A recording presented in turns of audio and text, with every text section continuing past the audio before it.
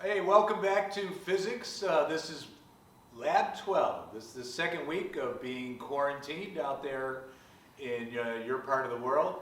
And Mr. Sylvester and I are bringing you lab number 12. And this lab is on refractor telescope design. I'll let Mr. Sylvester say hello. Hi everybody, stay safe, stay healthy. Yes, and stay away. All right, so we're going to talk about the actual telescope itself first, and then we're going to go into the details of how you actually make a telescope. So as the title said, this is a refractor telescope design. So if you want to make a telescope, you need to know something about the lenses that are making the telescope. Now, a refractor telescope is based on lenses, and as you recall from last week's material, when light goes through a glass, it gets bent.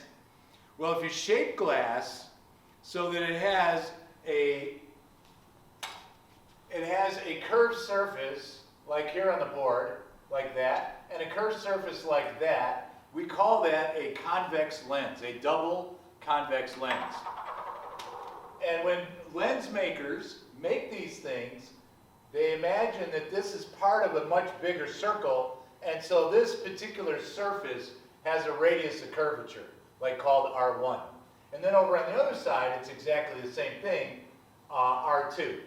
Now when you make a telescope lens, the R1 and the R2 are the same size. And when you have a telescope, the light that goes through this kind of lens will come to a focus. So the refractive properties of the lens will bring the light to a focus. And you can see how that happens. So let's suppose I had a lens right here. And light was coming in nice and straight like this. Well, you see, when the light gets right here on the front of the lens, just before it enters the lens, it's still out in space right here, but right in the middle, it's going to enter first. So this light right here is going to slow down. So when this gets over here, you can over to this point right here, which remember, this is outside, so it's not slowing down at all. Then the light will have a shape like this. Okay? And the reason why the light is slowing down is why, sir? Why is the light slowing down? And that's because of glass. Glass, the atoms in the glass will actually cause an interaction with the light and act like a drag force. All right? So notice now the shape of this thing. Well, it has the same shape as the curvature of the lens. And so when it comes out, it'll be shaped like this. So the top part, remember, went entirely through air. It never got slowed down. And the middle part went through the most glass and slowed down, during the whole time through the glass, it was traveling at a slower speed. So now the ray front looks like this. And as you can see, the light will now, if you follow these rays, come to a focus. So that's how a double convex lens works. It takes light and focuses them together. It's called a converging lens because it'll take light and when the light passes through, it'll always converge the light. Now, in Holland back in 1609, there was a lens maker by the name of Lippershey. And he had a shop, and kids would come around and play with the lenses that he had tossed to the side. And some smart little kid came up, and he took two lenses, and he held them up to his eye, and he looked down the street. He couldn't believe what he was seeing.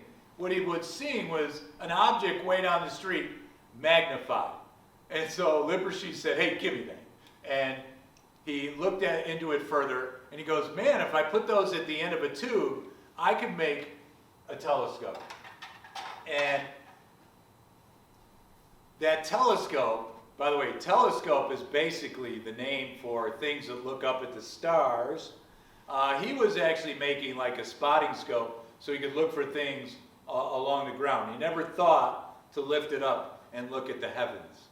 So about a year later, Galileo heard about this invention and he made his own. And this is a replica of Galileo's first telescope. It's about 9 power. The lens in the front has a lens with a very large radius of curvature. This lens right here has a pretty large radius of curvature. And on the board, I've put the letter E, and if I hold that up there, you can see how it produces a real image. Because the E will flip over. And a little towards you. More towards you, more towards you, more towards you, and right there. All right, so the E gets flipped over, up and down, and also left to right. So whenever you have light going through a converging lens, and it's producing a real image, and this actually is going onto the camera right there, focusing on the camera, you have what's called a real image. You can tell because the image is flipped over both ways, left to right and up and down. Okay, so whenever you look at an object with a telescope, they actually look flipped upside down. So it doesn't matter if you're looking up into the heavens, because if you turn a star upside down, it still looks like a star. You turn the sun upside down, still looks like a star. You turn the moon upside down, and it still looks like the moon. It's got craters on it. By the way, Galileo discovered the craters. The human eye can't see craters. But this little 9-power telescope showed the craters on the moon. And even more spectacular, this little telescope showed the 4 moons, the 4 big moons that orbit around the planet Jupiter. And with the discoveries that he made, he was able to give a lot of evidence and support for Kepler's idea that the planets don't go around the Earth, that the sun doesn't go around the Earth, but that the Earth goes around the sun like all the other planets. All right, so he created what's called the scientific revolution with these discoveries. But the human eye does not have enough ability to create an image on the back of your eye that can show you the 4 moons of Jupiter. You need a little bit more magnification to see that. And that's what a telescope does. It takes an object that's way off at infinity, like the stars or like the moon, and focuses it so they appear larger. Now, they don't appear larger like 5 feet bigger. They appear larger in angle. Their angular size becomes larger. All right. Now, the eyepiece on a telescope has a much smaller radius of curvature. So if you ever look at the back end of a telescope, you'll see the eyepiece in comparison with this lens in the front, which is called the objective. The eyepiece back here is a magnifying glass. So it'll actually take the light that's coming from this one, the real light that's entering the telescope, and then it will magnify that light. But it won't flip it over, because that kind of an image is virtual. So I can show you that with my eyeball. So I am going to hold this lens up to my eyeball. How's that look? That's perfect. And you can see my eyeball. Can you see my eyebrow? See your eye, see everything. Okay, as you can see, my eyebrow is still straight up. This is called a virtual image. Anytime you see an image and it's not flipped over, it's virtual. It's really not a true lighted image. Like when you go to the movie theater and see that movie on the wall, that's a real image. This is just a bending of light. And when that light goes in your eyeballs, your eyeball focuses it, and it looks like there's something behind the lens when it's just my normal eyeball behind the lens. Notice my magnified eyeball is on the same side as the lens. Well, that's how a magnifier works. You see, the real light is over here in my eyeball, not your eyeball. So my magnified eyeball, that light is over here on the same side as my eyeball. It's just bending the light, making it look like there's an image there. And it's virtual, because it's the same orientation as the original object. All right, so I'm going to show you up here on the screen a couple more details about how a telescope works. And where's my pointer? Here it is right here. So this is my distant object. Now this is drawing on the board, so I can't actually put a real drawing of what's happening because I don't have a board wide enough to put an object at infinity. So this object's way off at a distance, and to the human eyeball, just looking at it, it has a certain angular size. For instance, the moon is 1/2 a degree across. So if you compare the diameter of the moon to a 180-degree skyline from horizon to horizon, the moon is half of 1 degree in the sky. So that light comes in, and it's coming in from infinity, remember. So this ray is actually coming from this point right up here, because this point's really not here. It's off at infinity. So all these rays come in from the top of this object with that orientation. And when they come through the objective lens, which is a very big lens with a long radius, a curvature, and by the way, when light comes through from infinity, the light focuses at the focal point of the lens. And that's because light that's coming from infinity, it all is oriented the same way. So the refractive property of the lens is able to focus it much easier than an object up close where the rays are coming off the object at all different angles. Here, all the light is at the same angle, so it's much easier to bend it. So the shortest distance an object will focus is at its focal point. That's when you're looking at an object at infinity. So this is focusing right here. This is the focal point of that objective lens right there. So now we're going to take that image right there, that real image. See, there's real light coming in and creating that image right there. Now, we're going to place that just inside the focal point of this lens. Now, they actually have up here at the top that it's right at the focal point. But we're going to bring it in just a little bit, because otherwise it's going to focus at infinity. If you put an object exactly at the focal point, it'll focus way off at infinity. So it's just slightly inside the focal point, and then that light ray, when it goes out into the lens, will create this image right here. Notice it's the same orientation as the image from the objective. So this is what you see through the second lens of a telescope. Notice it's flipped over because this lens created a real image, which then became a virtual image because you put it inside the focal length of this smaller focal length lens, the eyepiece. Okay, so now in the lab, what you're going to do is you're going to set up one of the lenses so you can measure its properties.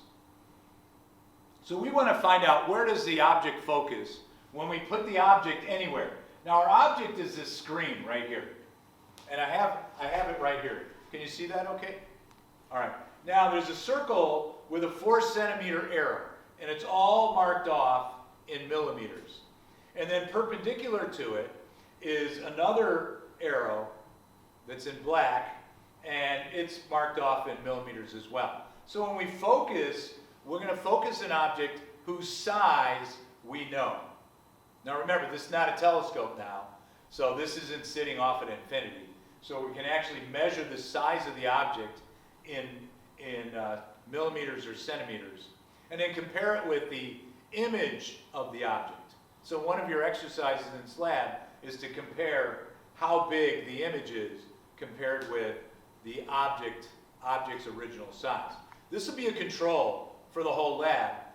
Okay, so you won't actually be plotting that information in terms of the height of the original object. We're going to have to do something a little more clever to do that. But anyway, this is going to be our object right here.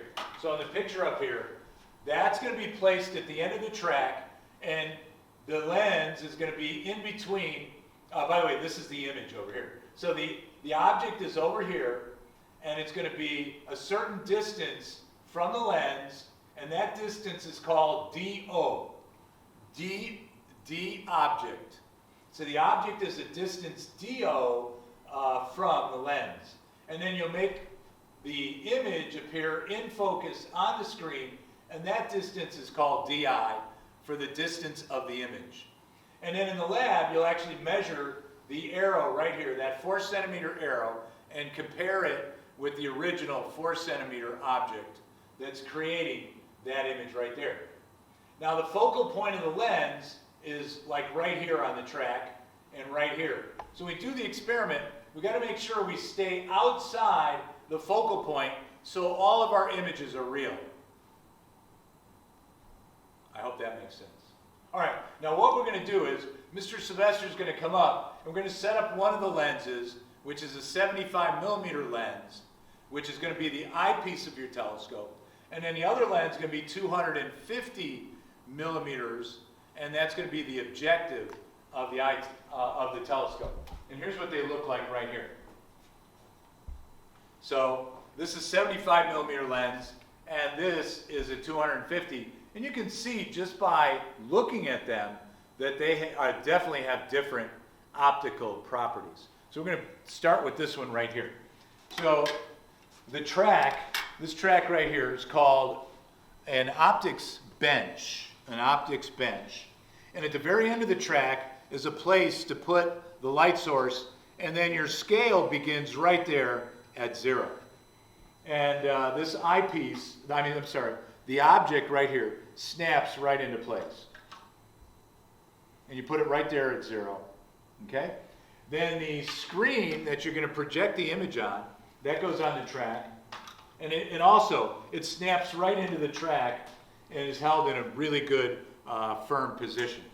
And this 75 millimeter eyepiece, which is 7.5 centimeters, because you know your track is marked off in centimeters right there. So I put that on the track, and then I move this thing until I get a nice focused image. And you can see that right there. So this is the object distance, and this is the image distance. And what you do is you just measure from the object to the lens, and then from the lens to the screen. So it's a good idea, you know, to put the lens at a nice distance. So this is actually 23 centimeters from the lens, and then you move this thing until it looks like it's as focused as you can. By the way, the best place to focus is in the middle. That's where the lens acts and behaves the best. Okay? Now watch what happens when I put this closer and closer to the object. Well, you see it's getting bigger and bigger. All right? And so I'm going to bring it in even more. Now to bring that into focus, you see I have to move it back. And I'm going to get even closer and watch this. And sometimes it's hard to make a good focus, but anyway, that's when we turn the lights out. So right now we have the lights on, so it's a little bit difficult. Oh, hang in there. I'm okay. I'm all right. I'm all right. Oh, I pulled the light out. We're going with this. All right, so we're back on. Got to watch our cords. Okay, so anyway, you can see that it's pretty well in focus right there. But notice how big it is. So I can only see the inner ring. So it's like 2 centimeters right here. So if I measure that with my meter stick and then double it, then that's how big. So this is how big 2 centimeters is. So on this thing originally, let me just show you that one more time. There's 2 rings. One is a 2 centimeter circle and the other is a 4 centimeter circle. So we're going to go with 4 centimeters all the time, but sometimes you get so close to the focal point that when it forms the image, it's so big you can only measure 2 centimeters. So right there, that 2 centimeters is about 20 centimeters. So that means 4 centimeters would be 40 centimeters. I hope that makes sense. So every single time you measure the distance from the lens to the image, from the lens to the object. And there's a little pointer right here on the lens that allows you to make the measurement. So can you see that right there? Yes. Okay, so like right now it's at 9 point, and if you're a really good measure, 9.53.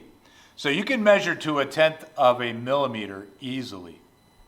Okay, so now I'm going to go to the other lens. So I got this lens right here, and here's a 250 lens. Now 250, I have to be, 250 is 25 centimeters. I have to be 25 centimeters outside of the lens. So here, I'm going to move it so I get a nice focus. So you can see totally different distances. So this is the object distance, this is the image distance. Now watch what happens when I bring this in. I'm going to take this screen off right here.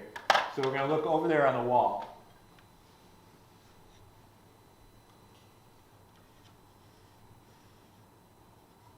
can you see that at all? Here, let me turn the lights off.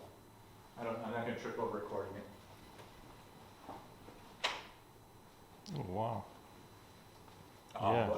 All right, so you can see up there on the wall, I got it focused. So you see, when you put the lens at its focal point, it will focus at infinity. So I'm getting really close to the focal point right now. I'm at 26.35 centimeters, and it's focusing all the way across the room on the wall. All right, how's that sound? So we're going to make 9 measurements for both lenses. So the lens focal lengths are controls, and then you're going to plot that on a graph of, you're going to have on the y-axis the image distance and the object distance along the x-axis. And then at the very end of the lab, you see, like right now, I have to go over there and measure that 4 centimeter circle. Look how big 4 centimeters is now. So that is a huge, huge image. All right? And you're going to take a ratio of the object size, actually the image size to the object size. So you can tell right now, see, this image distance is huge, divided by the object distance, which is short, you get a lot of, that's magnification. All right? So keep that in mind when you do the lab. Now, up on the screen, I got to do one more bit of math before we actually measure the focal points of the lens. I'm going to turn the lights back on. And we're just going to look up on the screen, and I'll explain what you're going to do with the data. All right. So there's actually 2 kinds of lens formulas. So this particular experiment is exploring the property of a lens, and the formula for it is either the one discovered by Newton or the one discovered by Gauss. They're both the same, but they use different measurements for the formula. We're going to use Newton's formula. All right, so I'm going to put up on the board here. I'm just going to write down what Newton's formula is. And it's x times x prime equals the focal length of the lens squared, like that. Gauss's formula, I'm going to erase this drawing right here. Gauss's formula is a bunch of inverses. Kind of looks like the resistors in parallel. 1 over F equals 1 over D0, DO means distance of the object, plus 1 over DI, distance of the image. I like this formula much better because you only have to linearize one axis. This one here, you got to linearize 2 axes to do it. So it's much better just to keep it as simple as possible. So if you look up here on the screen now, the measurements you're making in the lab, you're measuring D0, which is the object distance. That's from the light source, where the circle is, out to the lens. And then you're measuring from the lens to the image over here. And that's DI. All right. But X is the distance from the focal length to the object. All right, so you see your lens is right here. It's got a focal point right there. So if you subtract the focal point from these measurements, you get X on this side, and then on the other side you get X prime. Okay? So I'll write that relationship on the board. Don't forget to include that in your procedures on how you're getting X and X prime from D0 and DI. All right? So all you have to do is subtract the focal length. These are the measurements you make. They're much more natural. They're much easier to make. So we're taking these measurements, and then we're just subtracting the focal length, and we're getting X and X prime. And then we're going to plot that, and then you're going to linearize a graph and use that equation right there. In the second part of the lab, when you compare the object distance, the image distance to the object distance, you're going to use these DI and DO. And it's all on the lab sheet and explained to you. And I believe that's a good place to stop this part. So we just have one more little piece. We're going to show you how to measure the focal point of the lens. We're going to go outside and look at a building off at a distance. So hang in there. See you shortly.